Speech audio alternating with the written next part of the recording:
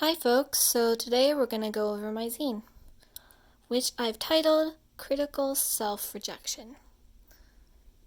So I provided you a little Spotify playlist here for y'all. So Strawberry Blonde by Mitski, Body by Mother Mother, Excess by Rina Sawayama, Class of 2013 by Mitski again, Sweet Hibiscus Tea by Penelope Scott, Man's World by Marina, Django Jane by Janelle Monáe, and Marceline by Willow.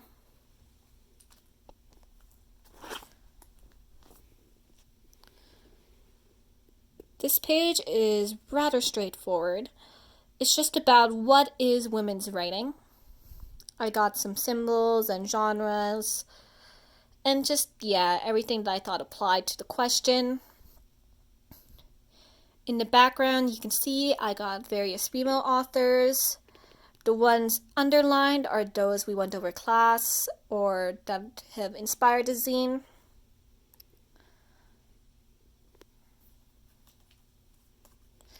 The second page is about men's writing. This page is about just, how men's writing is the default. Although this is the dentistry building, I promise it's not about dentistry. I wanted to represent, academia as an institution. And I got this shadow looming over it of this generic male silhouette. Just how, men's writing is, overshadows most of literary academia. And just the foreboding words, inescapable legacy, and just the words to hammer it further, required reading. This page is about tropes commonly found in female characters in men's writing. I don't hate any of these characters, by the way. I just want to let you know. Star Wars is actually my favorite franchise, and Ramona Flowers, Scott Pilgrim vs. the World is just a great movie. But again, doesn't mean we can't critique them. I got this little meme.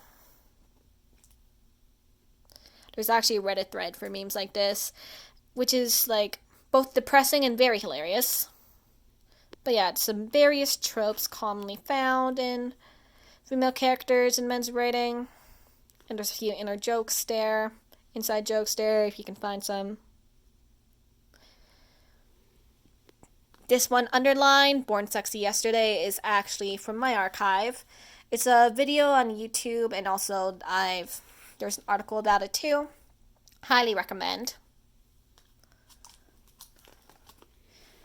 In contrast to the previous page, this section is just about subverting the characterization of females. I got some excerpts from Bloody Chamber, Ansel Carter's collection of revisionist, feminist fairy tales. This is The Tiger's Bride, and this is from The Company of Wolves, which we went over in class. This is lyrics from Penelope Scott's song from the cover. This is a bit blurry, but this is actually Zooey Deschanel on a bunch of other Manic Pixie Dream Girls. And it's actually from my archive as well. This page I need to do a little bit of explaining. So right here is Gone Girl, and in the background, it's a bit hard to tell with this lighting. It's the iconic monologue that Amy Dunn does about being the cool girl. On top of it is actually, fun fact, a personal essay I did in the second year of university. And it was about two relationships I've had. The first one being a relationship in high school I had, which my partner then, he idolized me a lot, which wasn't a great feeling and wasn't good for the relationship. And the second relationship was in which I did the same thing, essentially, and idolized my partner, which wasn't good for our relationship and wasn't good for her either. And to contrast that, I had 500 Days of Summer underneath it. And another excerpt from The Bloody Chamber. And the Moon Tarot card, which represents hidden depths. The reason why I have this whole Gone Girl / my essay section is just to discuss how tropes like the manic pixie dream girl and just portraying women as being like all perfect and stuff like that in media not only affects writing, it also affects women in real life, as in point what happened in this whole thing. This whole page just has to do with female protagonists, whether they be morally good or morally questionable. Watch Fleabag, it's an awesome series. I got lyrics from the Django Jane in the background.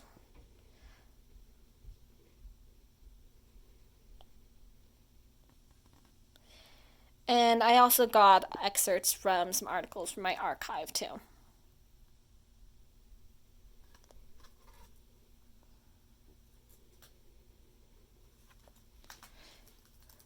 This section is what I like to call a whole bunch of racism, intersectionality, and feminism. Say that in one go. I got this little quote from Audre Lorde here. I'm a black lesbian warrior poet. And then there's me, and I'm a sleep deprived Filipina she day. Me at 4 a.m. I promise my sleep schedule's not that bad. This is just all about white feminism if it's not obvious by now. And just some obstacles I personally think are in the way in with feminism. I got a nice good old quote from good J.K. Rowling and a crossed out Hello Kitty ACAB. This got a little ripped off, but this has performance in it, so yeah, performative activism. Yep, and this flips over. Ignore that I'm doing this on my bed, by the way. And yeah, this little title, What Does Feminism Mean Today? Invisible Barriers. This is an excerpt from Shut Up You're Pretty. Excerpts from my archive and such.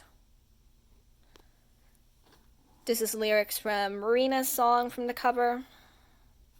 Another excerpt from my archive, and yeah.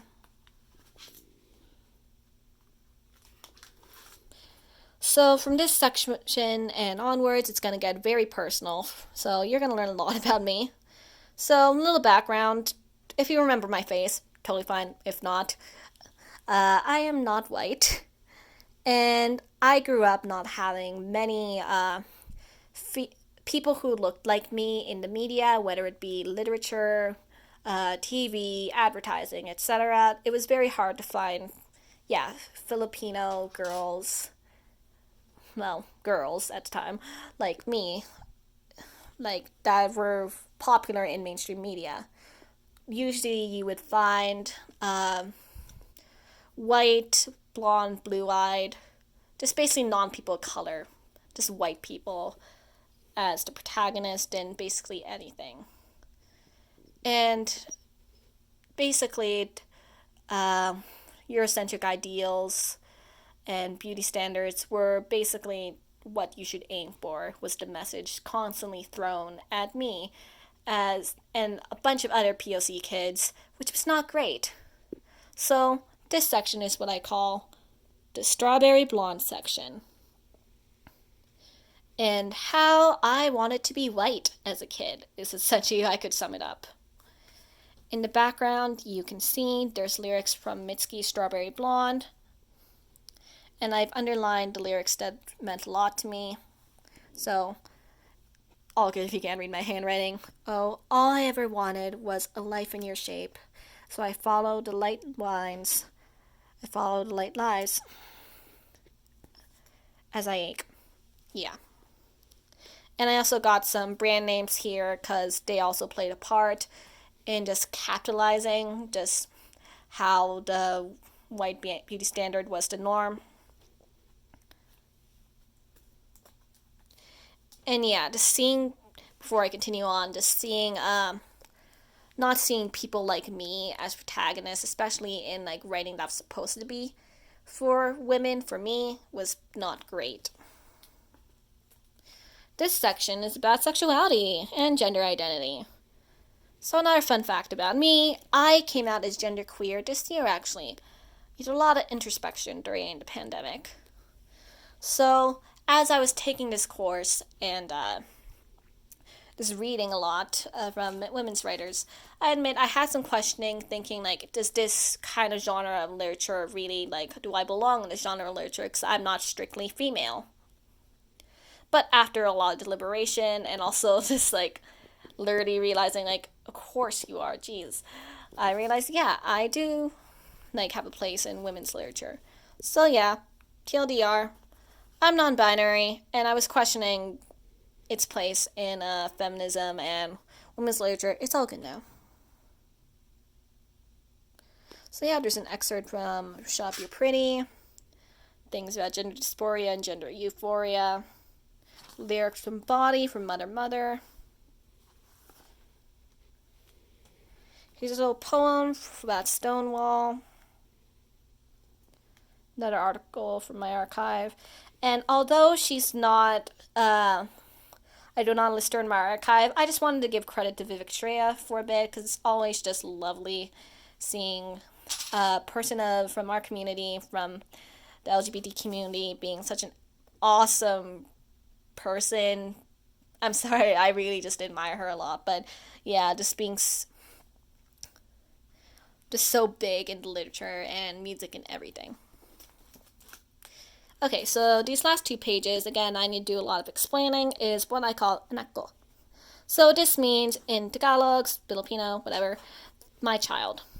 So again, kind of going back to the strawberry blonde sections, I didn't see much of myself in a literature, media, etc. And yeah, the only stories I really got were about white people, which wasn't great because I am a first generation immigrant, which means that like my parents immigrated here from the Philippines and I was born here. I'm the first of my whole family to be born in Canada, actually. And yeah, I was already struggling with my identity for basically my whole life, so not seeing any representation really does a thing to your own psyche. I promise you that I am in a good place right now. This sounds really depressing. Anyways, so yeah, here's some stuff from my archive about Filipino feminism. This is actually tilapia fish, by the way. And yeah, Shut Up You're Pretty is actually a huge influence on this whole section. Quotes from Chimada Adichie. This is actually a picture of me and my mom, by the way. Yes, that's me as a kid. Lyrics from Class of 2013 by Mitski. And yeah, I would like to end my zine by this little quote from Adichie, because I think this is the message I wanted to say throughout my whole zine. When we reject a single story of any place, we regain a kind of paradise. I, unfortunately, didn't have much exposure to women's writing, especially those that are people of color, as a child, and just taking this course has really, like, yeah, exposed me to that I can find media that has people like me, and thankfully more and more people like children's literature is opening up to doing the same thing. So I'm very excited to browsing even more diverse literature written by women. Anyways, that's it. Bye.